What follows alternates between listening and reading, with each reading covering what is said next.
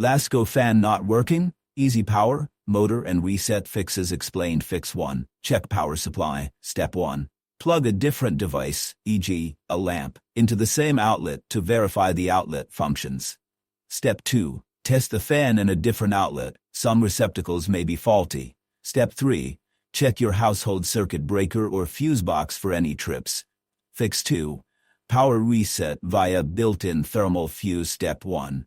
Unplug the fan and leave it idle for 15 minutes. Many Lasko models include a thermal fuse that resets when cooled. Step 2. After waiting, plug in the fan, preferably in a different outlet, and attempt to turn it on again. Fix 3. Inspect and replace the plug fuse. Step 1. Unplug and examine the plug. Look for hidden fuse, common in Lasko plugs.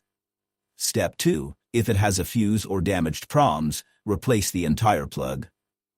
Fix 4. Test internal wiring and switch. Step 1. Ensure the fan is unplugged before opening it. Step 2. Disassemble the fan housing to access internal wiring. Power switch and motor. Step 3. Use a multimeter to check continuity. From the cord to the switch. From switch onward to the motor.